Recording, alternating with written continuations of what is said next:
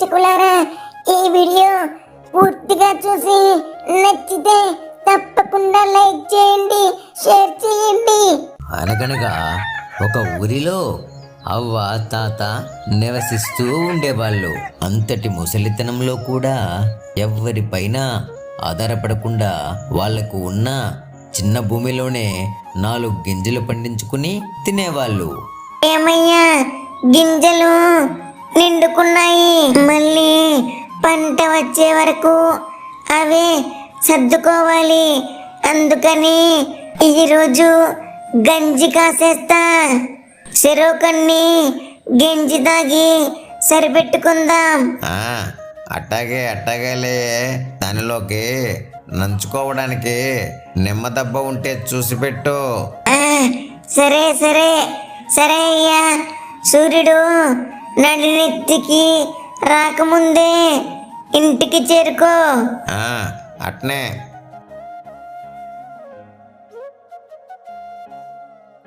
అని పొలానికి వెళ్ళి దున్ని ఇంటికి తిరిగి వచ్చాడు. ఏమే, ఆకలి దంచుతుంది, త్వరగా గంజి పోసుకొని తీసుకురా.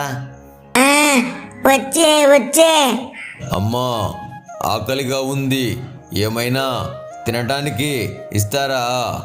తినడానికి ఏమీ లేదు, మొత్తం మేమే తినేసాం. లేదు, పో. అమ్మా, ఆకలిగా ఉంది, తినడానికి ఏమైనా ఇస్తావా తల్లి? రండి స్వామి, రండి. మంచి ఎండలో వచ్చారు, నీళ్ళేమైనా తాగుతారా? వద్దు నాయనా, ఆకలిగా ఉంది, తినడానికి ఏమైనా ఉంటే కొద్దిగా ఇవ్వండి.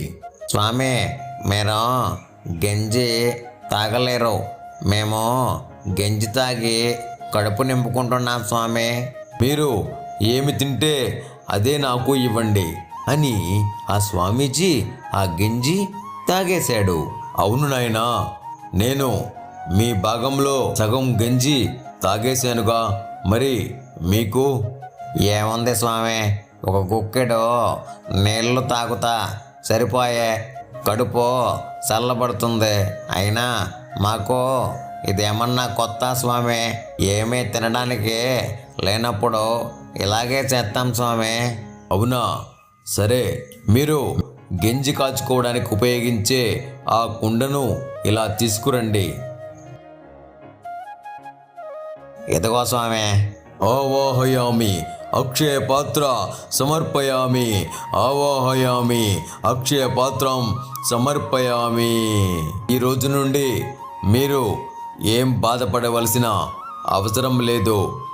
రేపటి నుండి దీనిలో చెయ్యి పెట్టగానే మీకు పంచభక్ష పరమాణాలు మీకు లభిస్తాయి. స్వామి, రోజుకే ఎన్నిసార్లైనా వస్తుందా స్వామి? మీరు చెయ్యి పెట్టిన ఎన్నిసార్లైనా వస్తుంది. అయితే మాకే కాదు స్వామి, ఆకలిని వచ్చిన వారందరికీ ఆకలి తీరుస్తాం. మంచిది తల్లి, నేను వెళ్ళొస్తాను. స్వామీజీ, ఆకలికి గుక్కెడు గంజి పోస్తే గంపెడు మందికి ఆకలి తీర్చి వెళ్తున్నాడే. అలా ఆకలి అని వచ్చేవారందరికీ ఆకలి తీర్చేవారు. ఇదిలా ఉండగా రాజమందిరంలో, మహారాజా, కొద్ది రోజుల నుండి వండిన వంటకాల నుండి కొద్దిగా మాయం అవుతున్నాయి మహారాజా. ఏమిటి, వంటకాలు మాయమవుతున్నాయా? వంటశాలలోకి మంత్రి గారి ఆజ్ఞ లేకుండా ఎవరూ వెళ్లకుండా చూడండి, సైనికులను కాపలా ఉంచండి. అలా ఎంతమంది సైనికులను ఉంచినా వంటకాలు మాయమవుతున్నాయి. అయ్యా, నేను పక్క రాజ్యం నుండి వస్తున్నాను. ఇక్కడ పలహారశాల ఎక్కడ ఉందో కాస్త చెప్పగలరా? బాగా ఆకలి మీద ఉన్నాను. అబ్బే, అవసరం లేదండి, కొనుక్కోవలసిన పనే లేదు. ఇక్కడ నుండి కొద్దిగా ముందుకు వెళ్ళగానే 2 ముసలి వాళ్ళు ఉంటారు. అక్కడ మీకు ఉచితంగా విందు భోజనం దొరుకుతుంది. అవునా, అంతకంటే భాగ్యమా అని అక్కడికి వెళ్ళి భోజనం చేసిన తరువాత మిమ్మల్ని చూస్తే ధనవంతులా కనిపించటం లేదు, కానీ మీరు ఆకలితో వచ్చిన వాళ్ళకి విందు భోజనం ఎలా పెడుతున్నారు? మీకు కావాలంటే ఇంకొకసారైనా తినండి, అంతేకాని మీరు ఎలా పెడుతున్నారు అని మాత్రం అడగవద్దు దయచేసి. సరే తాత, నా ఆకలి తీర్చినందుకు మీకు ధన్యవాదాలు అని అక్కడి నుండి వెళ్ళిపోయాడు. మహారాజా ఎంతమందిని కాపలా ఉంచిన వంటకాలు అన్నీ కొద్ది కొద్దిగా మాయమవుతున్నాయి మహారాజా. అసంభవం, ఇది ఎలా సాధ్యం? ఇంతమంది ఉండగా ఎవరికీ కనపడకుండా ఇలా ఎలా జరుగుతుంది? ఇంత విచిత్రంగా ఉంది. అంతలో ఒక వ్యక్తి రాజమందిరంలోకి ప్రవేశించాడు. మహారాజా, నేను లేఖ సందేశకుడను, పక్క రాజ్యం నుండి వస్తున్నాను. మీకు మా రాజుగారు స్వయంగా లేఖ ఇవ్వమని ఇక్కడికి పంపించారు మహారాజా. సరే సరే, నీవు సరిగ్గా భోజన సమయానికే వచ్చావు. మా విందు స్వీకరించి ఇక్కడి నుండి వెళ్ళండి. లేదు మహారాజా, దారిలో బాగా ఆకలి వేసింది. మీ రాజ్యంలోనే అవ్వ తాత గుడిసెలో ఉంటూ ఆకలితో ఉన్న వారందరికీ విందు భోజనం పెడుతున్నారు మహారాజా. అది మహాద్భుతంగా ఉంది. వాళ్ళు చూడడానికి ధనవంతులు కూడా కాదు మహారాజా. మహారాజా, నాకు ఏదో అనుమానంగా ఉంది మహారాజా. మన వంటశాలలో వంటలు మాయం అవుతున్నాయి, అక్కడేమో విందు భోజనం. ఒకసారి మనమే స్వయంగా వెళ్ళి చూద్దాం మహారాజా, ఈ విచిత్రం ఏమిటో. సరే, రేపే బయలుదేరుదాం. కానీ మన వంటశాలలో రేపు లడ్డూలు కాజాలు మాత్రమే వండండి. అవి మాత్రమే రేపటికి వంటకాలు, ఇక ఏమీ వండవద్దు. ఇది మా ఆజ్ఞ. అలా తర్వాత రోజు రాజు మంత్రి ఇద్దరు అవ్వాతాత ఇంటికి వెళ్ళారు. నేను ఈ రాజ్యంలోని మహారాజుని. అడవిలోకి వేటకు వచ్చి అలసిపోయాను, ఆకలిగా ఉంది. తినటానికి ఏమన్నా ఉంటే పెట్టగలరా? తప్పకుండా మహారాజా, లోపలికి రండి అని లోపలికి తీసుకువెళ్ళి అలా అవ్వ అక్షయ పాత్రలో చెయ్యి పెట్టగానే ఆ రోజు లడ్డూలు కాజాలు మాత్రమే వచ్చాయి. వాటినే ఆ రాజుగారికి ఆహారంగా పెట్టారు. ఇదేంటి, ఒట్టి లడ్డూలు కాజాలు మాత్రమే పెట్టారు, భోజనం లేదా? ఈ రోజుకే ఇవే ఉన్నాయి మహారాజా. ఎంత మోసం, ఎంత మోసం! మేము అక్కడ వంటశాలలో వండినవే ఇక్కడికి ఎలా వస్తున్నాయి? చెబుతావా లేక ఇప్పుడే మీ ఇద్దరిని నరికేయమంటావా? లేదు మహారాజా, లేదు, అంత పని చేయవద్దు. మాకు ఒక స్వామీజీ, ఆయన ఆకలి తీర్చినందుకు ఒక అక్షయ పాత్ర ఇచ్చారు. దాని నుండి ఆహారం వస్తుంది. అంతేకాదు, ఆకలి అని వచ్చిన వారందరి ఆకలి తీరుస్తుంది మహారాజా. ఎవరా స్వామీజీ? మా అనుమతి లేకుండా మా వంటకాలు దొంగిలిస్తున్నారు. వెంటనే దానిని ఇలా తీసుకురండి.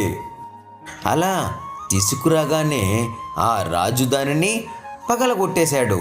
ఈ రోజు నుండి మీకు వంటకాలు ఎలా వస్తాయో చూస్తాను, పదమంత్రివర్య అని అక్కడి నుండి వెళ్ళిపోయాడు. ఈ రాజు మన పొట్ట కొట్టడమే కాకుండా మనం ఎంతో మంది ఆకలి తీరుస్తున్నాం, వాళ్ళ పొట్ట కూడా కొట్టాడు. అయ్యో అయ్యో. పోనీలేవే, మనం ఎప్పటిలాగే గంజి తాగి ఆకలి తీర్చుకుందాం. ఆ భగవంతుడు ఇచ్చిందే ప్రాప్తం. అలా ఆ రాజు రాజకోటలోకి వెళ్ళగానే, మాకు ఆకలిగా ఉంది, వెంటనే భోజనం వడ్డించండి అలా వడ్డించగానే ఆ పళ్ళెంలోని వంటకాలు మొత్తం మాయమైపోయాయి. ఇదేమిటి, నేను తిననైనా లేదు, ఈ వంటకాలు అంతలోనే మాయమైపోయాయి, మళ్ళీ వడ్డించండి. అలా మళ్ళీ మళ్ళీ ఎన్నిసార్లు వడ్డించినా మాయమైపోతూనే ఉన్నాయి. అయ్యో, ఇదేమిటి, నేను చెయ్యపెట్టనైనా లేదు, అన్నీ మాయమైపోయాయి. మంత్రివర్య, మేము ఆరగించకముందే అన్నీ మాయమవుతున్నాయి. మహారాజా, నేను సైనికులు అందరం భోజనం చేశాం, మీకు వడ్డించినవే మాయమవుతున్నాయి మహారాజా. అలా 2 రోజులు అయింది. రాజుగారికి ఎటువంటి ఆహారం లేదు. మంత్రివర్య, ఇక నేను తట్టుకోలేను, ఈ ఆకలిని తట్టుకోలేను. ఇలా ఉంటే నేను కొద్ది రోజులకి చనిపోయేలా ఉన్నాను. మంత్రివర్య, నాకు విషయం అర్థమైంది, వెంటనే అవ్వాతాత ఇంటికి బయలుదేరదాం అని అవ్వాతాత ఇంటికి వచ్చి,